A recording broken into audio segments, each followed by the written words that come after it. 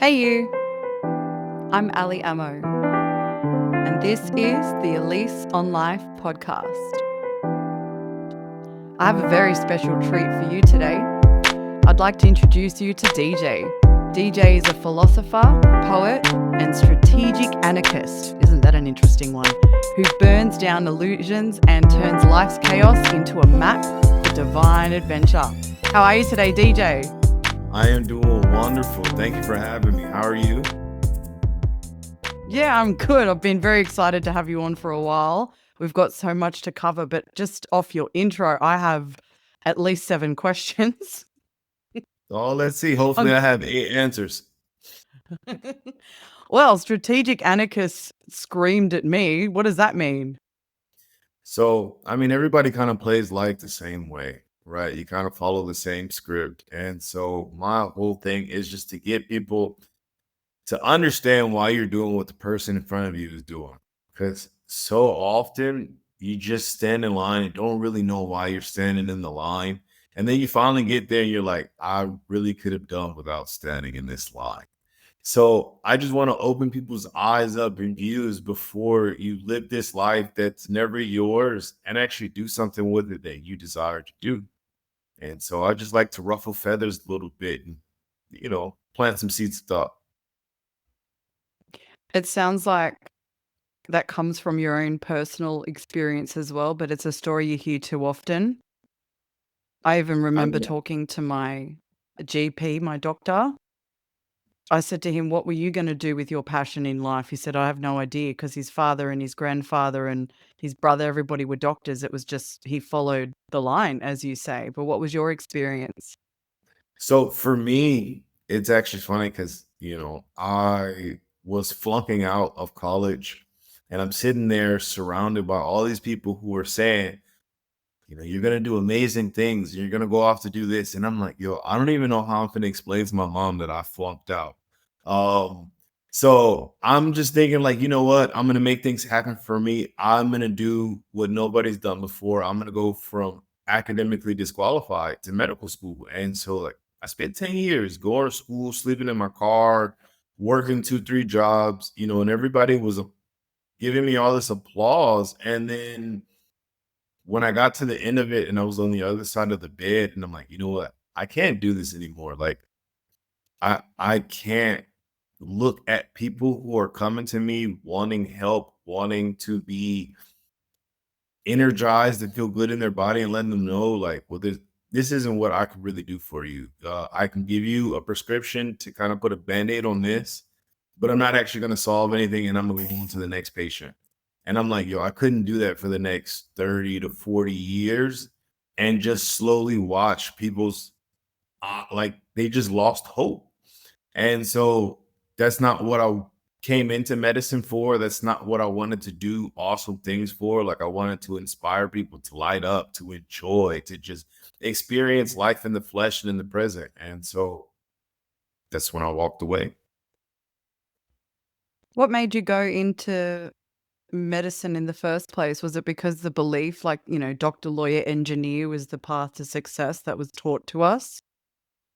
So when I was 1.5, I had a heart surgery. And, growing up talking to my mom, the surgeon let her know, like, you don't have to get the surgery, but I can promise you bury him by the time he's 3. And so I was supposed to be slow, development delayed and whatnot. And I had a full childhood. So when attempting to figure out what to do with my life, at that moment to do something great, I feel like my whole life was indebted to modern medicine. And if I could save a life, then, my debt to modern medicine would be repaid. And then anything after that would just purely be a bonus. I understand. I'm very curious about burning down illusions. So, primarily, what were the kinds of illusions that you intend on burning down or have been? And what are the ones that keep popping up for you with other people? It was funny when I finally buckled down to do my studies, right? And I'm like, you know what? I'm going to stop playing the game. I'm going to just do what I need to do. And I went to my general chemistry class because that was one of the pre-med recs. And they're, going over the periodic table of elements and everything's okay. And then you go to the next class and they're like, well, that's not really how it works. Okay. This is how it works. These elements have these shapes. And then you go to the next class and they're like, we really don't know how it works. Okay. We assume that they're doing this and this. And then you get higher up and they're like, yeah, we have no clue how it works. This is our best guess. We just figured most people wouldn't understand it. And so it blew my mind because I'm like, well, wait a minute. If you had taught me correctly the first time, how much further will we be when I finally did the work, or you assume that I got it? And so I started looking at all these other career fields, whether it's the lawyer, it's the doctor, it's the business person, whatever it is. You go through this hazing process, right? They want to make sure that you are willing to sacrifice and forsake all other joys and gratifications to put this industry on a pedestal. And then once you finally achieve that, most people go into these careers because they really do want to make a difference. But after 10, 15 years of breaking down their soul, their spirit, their individuality, their critical thinking, you finally give them a livable wage, a life of enjoyment, some status, some power. And now you're going to turn around and revoke all the things that allow you to kind of bear the fruits of your labor. So many people kind of get in, and I saw with the doctors, a lot of them are miserable. Like, this isn't the healthcare that they wanted to participate in. This isn't the way they wanted to do medicine. Like, the art of medicine has lost out to, I want to say, the domestic farming of people. Like, you livestock them, you get them well enough to work again, and then you discharge them. And that's the same way in academics, right? We're pumping people out to get degrees to get no jobs.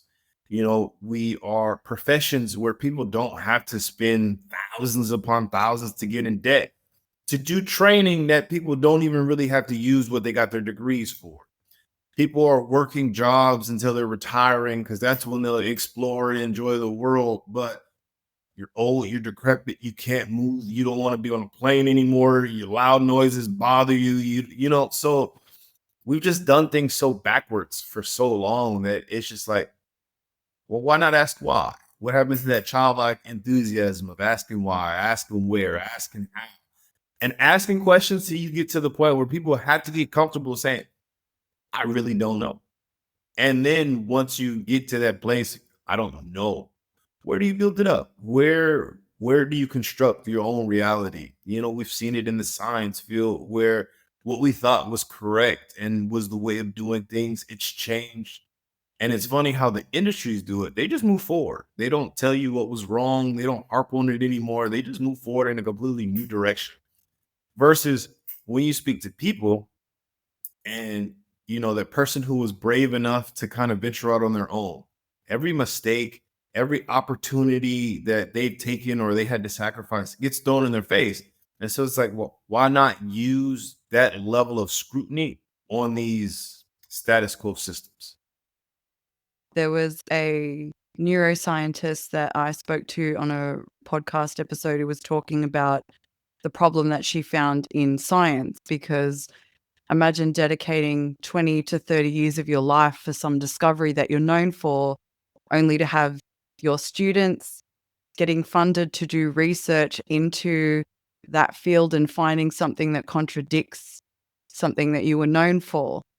And the ego behind some of these scientists, they end up trying to cut off the funding for some of their predecessors, or just dismiss their area of expertise because it has the possibility that they might find something that opposes a theory that they've been working on forever. So had areas scientifically been able to be explored with freedom and authenticity, but have ego taken out of the equation, we'd be a lot more further ahead than we are, unfortunately. So I imagine it's the case across the board in academia as well.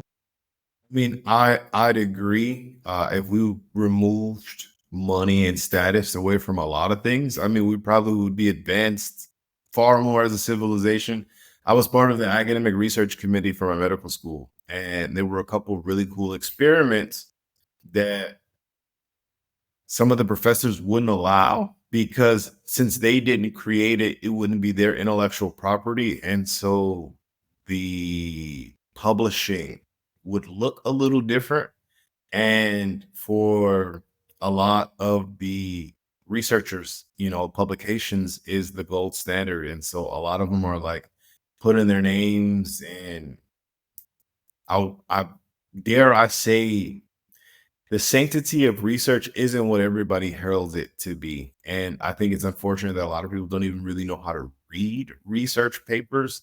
They get so wrapped up in quoting this piece of a research paper that everybody else is quoting that that itself becomes the fact, but they don't read a lot of the pieces where in the background or the actual discussion portion of it, they tell you like, we didn't find what we were looking for. There were tons of flaws in the strategies. The research isn't really all that credible or reliable, but future research, we would blah, blah, blah. No, people just look for that little bit to say something, and then they just run with it. And that means it gets taken out of context a lot or used for arguments that defies what the actual paper was researching in the first place. And I don't remember who said it, but there was a guy, he had said, you know, uh, a lack of evidence is not the same thing as an absence of evidence, which means like just because we're not testing certain things doesn't mean that it's not studies or information proving, some of these things are useful or not, and I say that with a grain of salt because the world wants to be upset about what it is that they're ingesting pharmaceutically or vaccine wise. So I don't want to touch that. Mm. I think that's what started this whole movement of backtracking away from pharmaceuticals in general, or just observing the ingredients list on the products that they consume, or even that they use topically in skincare, makeup, all of the above, because they realize some of the information in marketing is kind of completely fabricated just to sell you something. So you need to really do your own research, I suppose you could say. And it's not just the peer-reviewed articles that people look at. It's everyday people sharing their truth from their own experience, much like yourself. See, and I feel bad for the people that are in the grocery store who are really attempting to do better. Okay. And I have a science background, and I don't know what half those chemicals are in the back of that packaged plastic. So I can only imagine people who don't really understand science are just following what the advertising telling you there's more protein in this. Well, why would I believe it? Why would I think you have a reason or a means to lie to me when you're telling me there's extra protein? And I mean, technically, they're not lying to you. You just won't absorb it, nor is it bioavailable. So, is it really actually there? Technically, yes. So, honestly, I wish we could just create transparent marketing all the way through where, this is what my product is, this is what it does. And maybe that's a neurodivergence in me. I don't know. I just wish that I can make informed consent on my choices rather than, be sold a dream because someone is a better salesman than they are an actual delivery person. I don't think you're alone on that stance. And I don't know if it's a neurodivergent thing in me, or if that's just because the more stuff that's coming out about this and ADHD and all of the above, more of us fit these outside the box categories than the people that are left inside the box. So if there's a majority of people thinking the same, feeling the same, wanting the same, there's clearly a market for brands to start pandering. But can you imagine what the world would be like if marketing became completely transparent? That's interesting. Things would be turned on its head. They would be, but honestly, I think you'd go back to quality because, this product works, it lasts. Oh, see, I think there used to be a point where business actually was solutions focused.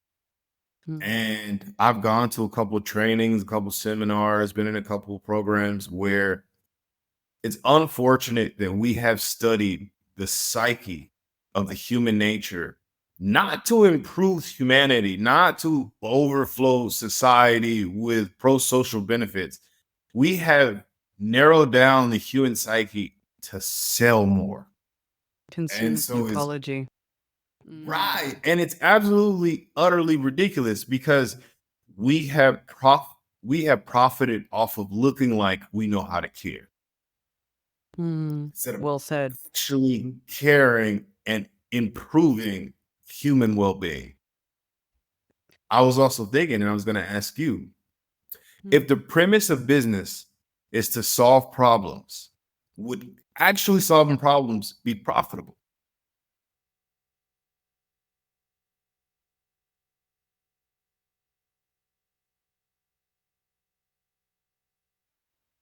I'd say fundamentally yes, but then I'd rather the competition be between businesses trying to solve problems ethically, morally, efficiently, sustainably, and safely. So it's not profits over purpose and profits over quality of product and things like that. What's your opinion? So I agree. I think fundamentally, if you think of like old service-based brick and mortar type business, right? Typically they were to solve a need. Now that we've kind of come into understanding that humans are more than just tangible items, I think we've come into some blurry areas where if people realize how simple it is to exist and be present and full with joy in a simple life, I think they would need a lot less things. And that would make a lot of markets very not profitable, Mm, especially in the way that they do it. Because if you had a solid phone that could actually upgrade to the newest versions without having to buy the newest model phone every year, people would just get one solid quality phone and continue with that phone until it just didn't work anymore. But that's not profitable, right? I mm, need you to change this model in to get the $3,000 upgrade that doesn't really do much more. Because, see, this is if we had transparent marketing. Same box, different colors, different sounds, same product. You're like, I don't really need this year's model. Then. No, but how they market it? You're gonna look cool in front of all your friends, and it's gonna connect all the things that make you feel like you're important, and so we just kind of get those dances again. So we're back to the psyche thing over what we actually value as a product versus you can save your money on this phone and buy a camera that does A, B, C, and D the same or whatever you want to do and experience life, and you go less into debt every year. But once again, see, that's not profit. So we're not actually about solving problems. We're about increasing profit margins. mm. Have you seen this new movement going back to analog? So people are ditching smartphones for some old Nokia that just texts and calls so that they're disconnected from the internet, disconnected from social media. That stops a lot of the ability for advertising and things like this. I see the big smile on your face, so I'm guessing you've heard of this. Or are you a My fan? wife, my wife tried that. True. And as long as you are directionally inclined, okay, you are willing you are willing to pull out the atlas like we used to have to and find out where the street directions are. If you don't want to be in a long text discussion, there was a reason why you didn't text a lot in T9, okay? Because you're not. Could you imagine sending an angry text when you can't swipe with your fingers, but you gotta? Gives you more of an opportunity for self-awareness because you have to really think about what you're saying, and it takes like 42 keys to get a sentence out, multiple presses. But and I think the ultimate, we sell two things in this day and age. We sell attention and we sell convenience. mm, And the phone does both. And so I think for the people who don't need attention, they're not really quite sure how much convenience they'll lose until they go back to the older phones. And for those who don't need convenience, forget how much they drive with their attention. And so until you get to a place where both are satiated, by the people you're in contact with, I think it's a little difficult to go backwards in that sense. But I'm all for it. I'm all for it. I think there should be times where You go into dead zones. You don't have any technology around you. You actually play good old fashioned card games and board games, and really connect. Uh, but yeah, it's very inconvenient at times, though.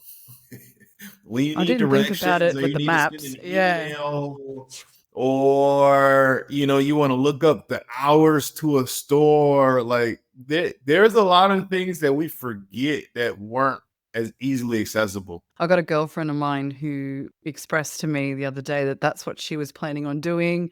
And I was all for it for her as just an experiment. She's very much aligned with a lot of the things that you're into as well. It's about a connected life, a pleasure filled life, an authentic life, connection with her kids, and just staying up late scrolling the doom scrolls on socials. It was killing her, and the distraction constantly. So she just wanted to be able to disconnect.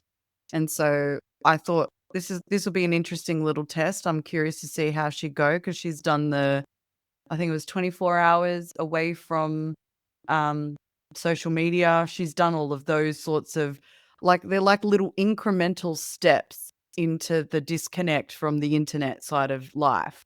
But I just remembered when I was in Melbourne recently for the Mind Body Spirit Festival, when I was speaking there, I took my mobile and thought, I'm an Apple and it's about 5 years old now. Surely someone in my family will have me covered. No one did.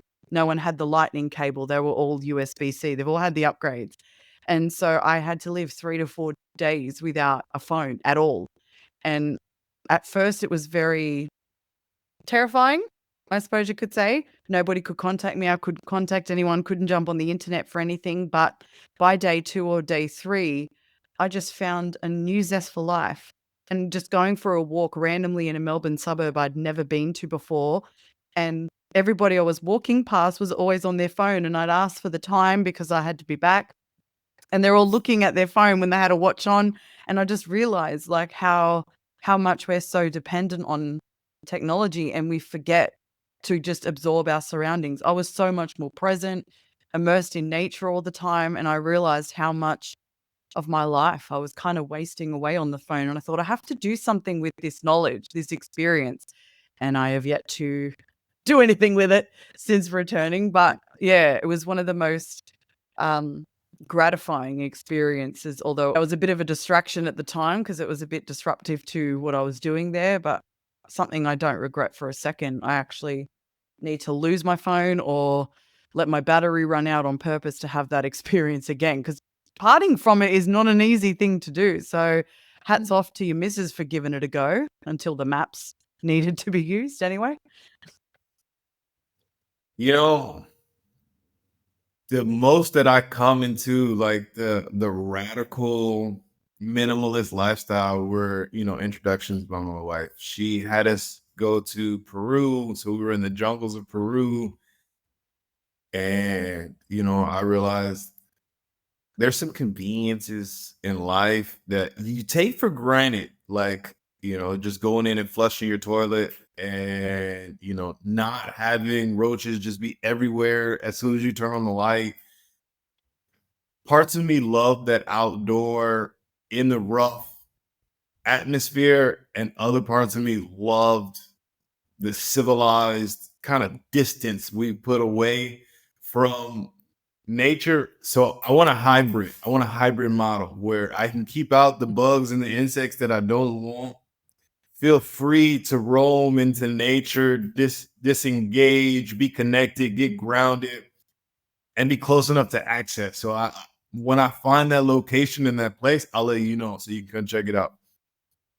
There's definitely a movement in that department as well. You're originally from the US, correct? I am. I am. I am a Californian born guy. There's quite a few, I want to call them compounds. I think communes is the right word, where they're community based.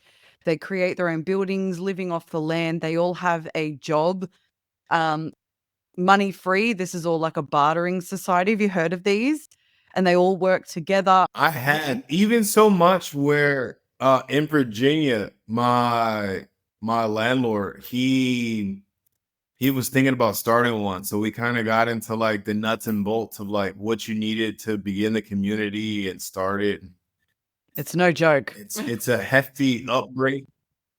it's a very hefty task to initiate. There's a lot of moving pieces and moving parts. I think people,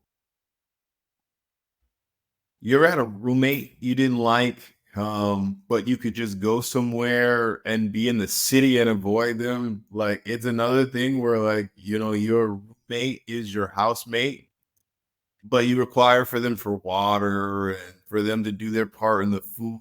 And so there's a lot of trust that comes into those communities. And, you know, I would love that type of community. I guess I get hesitant at times just seeing what happens in like those cults and how those come about because Fine line. initially Yeah. someone has to have the resources to be able to make that all happen. And usually the one with the resources has the power, and the one with the power makes the rules, and the one with the rules, hopefully they do it for everybody, or it's selfish. You never really know until you know. Mm.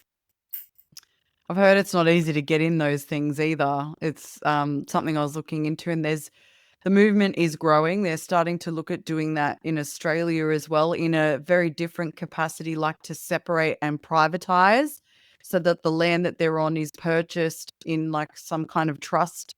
It's all separate to government, completely off grid and things like that. But I love that parts of society are branching off into things like that. I've got a relative, if you've heard of Byron Bay in Australia, it's a bit of a it was all branded like hippie and whatever, but he's always lived off grid and that was the place to do it. Whereas little spaces like that are popping up all over the world. So that makes me a little bit grateful that we're moving in the right direction in some respects and just disconnecting a little bit. That to me, when I hear divine adventure, that's what I sort of think of. That would be a divine adventure. But when you talk about turning life's chaos into a map for divine adventure, what do you mean? I mean, don't be afraid to lose some opportunity cost. Like I walked away from medicine, I walked away from a PhD. And I have an 8-year-old daughter and a 2-year-old son. And, we were traveling nomadically through Central and South America. And we're Love it. currently in Brazil. And, we're looking at traveling more. And I personally have a goal of stepping foot on all 7 continents. Um, Good goal. is it all sprinkles and rainbows? Absolutely not. I still deal with the toddler tantrums and the meltdowns, and now they just happen to be in a different language. So it draws attention even more, and so and so you deal with those things. Almost pickpocketed in Ecuador, robbed by the police in Mexico, like there's some darker sides to the nomadic lifestyle, but I've also met some really great people. I've been in countries where complete strangers have kept us afloat, where, you have to ask for help and then you get involved in small communities. And so there's beautiful sides to it as well. And so I want to continue to explore and do other things. So for me, traveling is one of those divine adventures. You got to get on the plane. Then you got to deal with customs. Then you got to deal with the border agents. Then you got to deal with the police. Then you deal with the local customs. Then you deal with the local people. Then you deal with sticking out like a sore thumb. And so it's just a lot of growing, a lot of maturing, a lot of involvement. And, there's things you can learn in the classroom or there's things you can actually experience. And I don't know how my kids feel about it when they're done, but I hope they look back and say, yo, my childhood was pretty cool. Even if they don't appreciate it fully until they're adults, it's usually the case when there's cultural stuff. Growing up half Greek and half Italian, we didn't get exposed or forced into learning language, but there's a very common story with Greeks having to go to Greek school and learn how to read and write and speak and listen in Greek. But it's not until later on in life that they're so thankful for it. Whereas it's one of my biggest problems is that I didn't get that experience. So I'm not multilingual now as I should be with all the languages I've had around me. But I've met quite a few um, kids in my time as a teacher who did a lot of traveling, even if it was just around Australia. They don't regret it for a second. You're exposing your kids to so many beautiful adventures, different places, people, foods, languages. There's so much life. You know what I mean? It's the equivalent of university. they will take someone who's 21, who left school and lived life, experienced, explored, traveled, worked in different environments over somebody fresh out of school going into high or from high school to university. They're learning life, and that I think is more valuable than academic education in some respects. So I really admire what you're doing. Fascinated by it. Absolutely fascinated. Even just by You know, you in general. But oh, yeah. thank you. Thank you. You know, it's funny. We actually caught a lot of flack because everybody has put such this premium on academia. Mm, And I like to explain to people that I think there is a huge difference between academia and education. Because I come as a Black American, like I believe education is a foundational piece in our house. Like that's a non-negotiable because our ancestors have died in the pursuit of educating themselves. So in our household, that's non-negotiable. But do I care that my daughter may not be able to recite, all 50 state capitals of the United States? No, because nobody's going to do that anymore. Like AI and technology is going to be so like that's useless information. mm, But she can understand when she's differentiating monies and what the exchange rate is and who has the better exchange rate.